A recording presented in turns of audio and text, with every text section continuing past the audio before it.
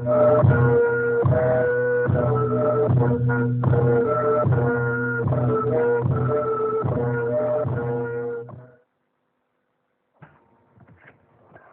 India Radio Info Medium Wave meter the thum somli point khat kilohertz gyat som gyadani le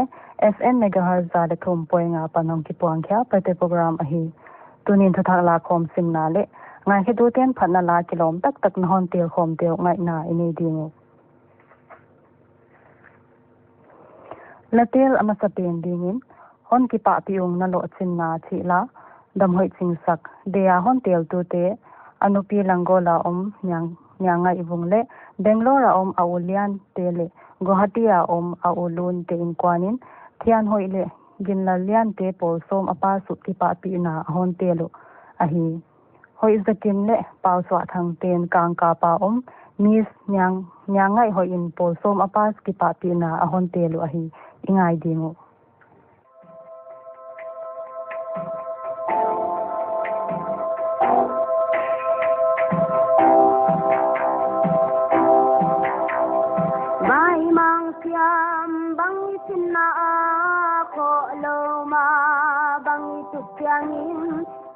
lom til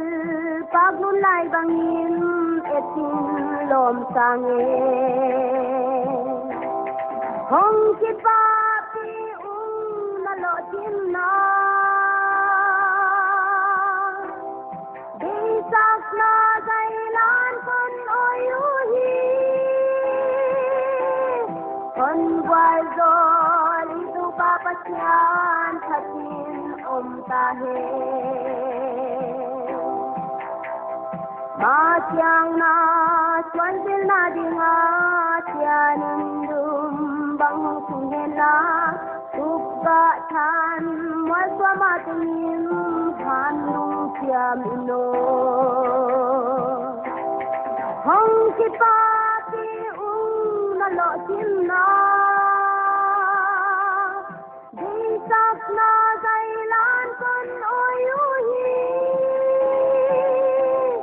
hon wal zol itu pa patyan khatin ta he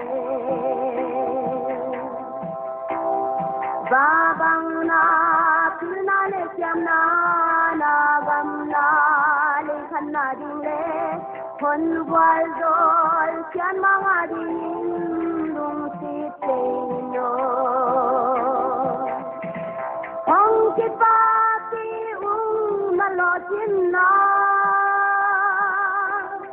de sak na zailan kon oyu hi hon wal zol itu pa patyan khatin ta he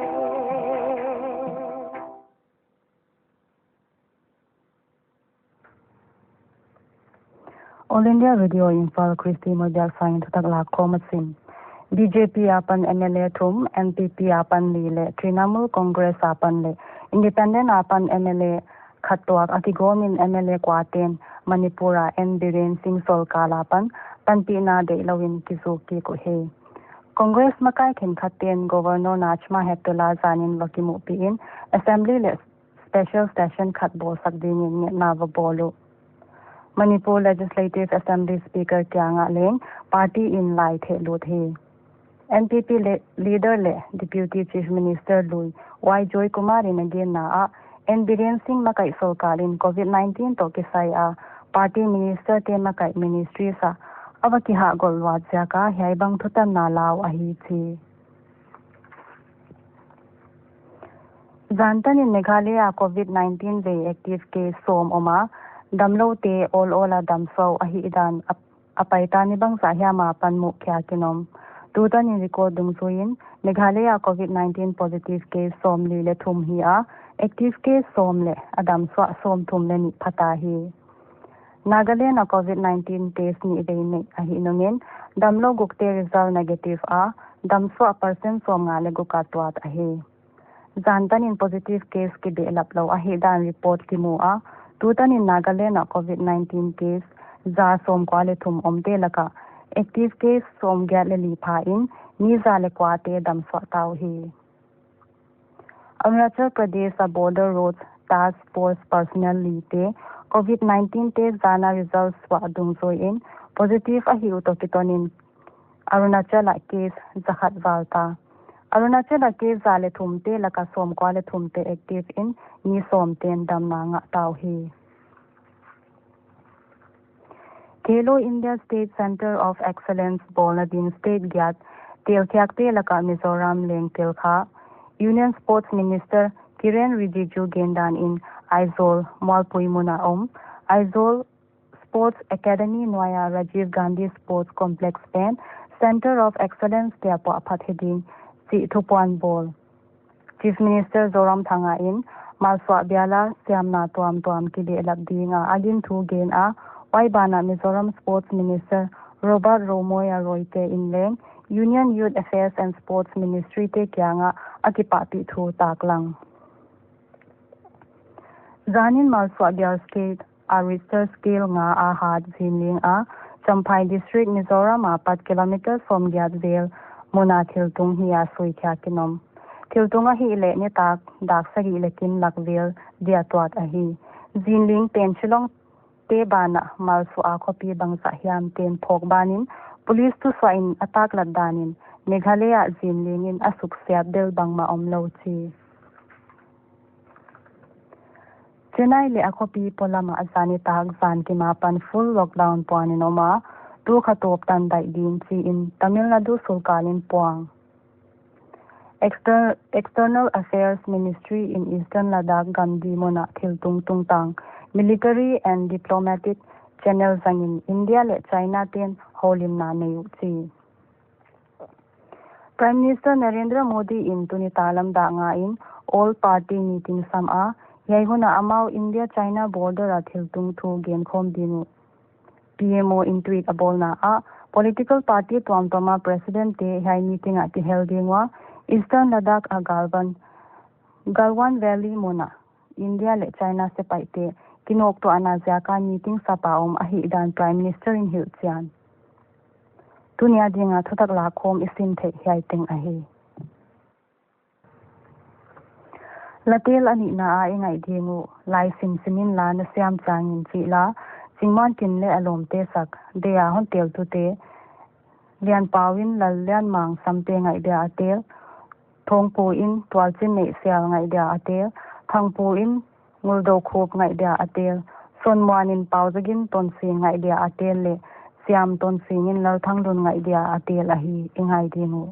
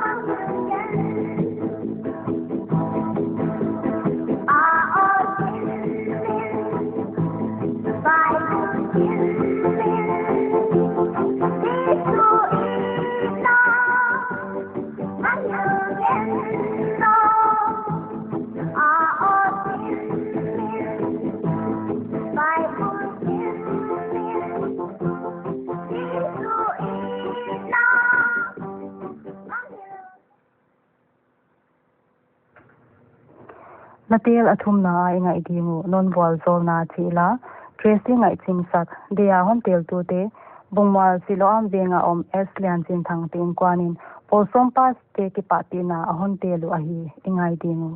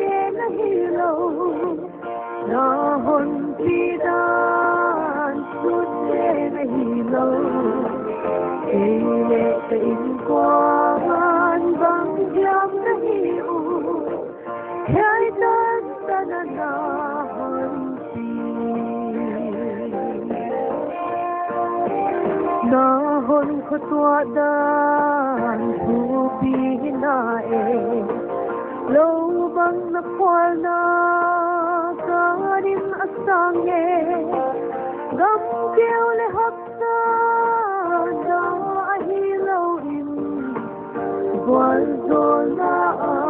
non pi non kwal zola tin se na hilo na hon pi dan su se na hilo le te in kwan bang jam na hiu hai dan kana hon pi non kwal zola tin se na hilo na hon pi dan su se na hilo le te in kwan bang jam na hiu hai dan kana hon pi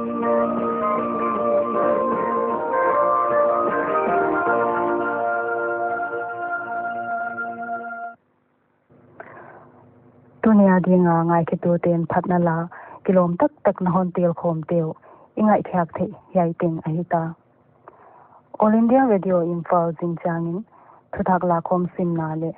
ningwan singa pan phatna la ngai na inei ding tuni taklam dagli le minute from li din to kitonin ihunu adeita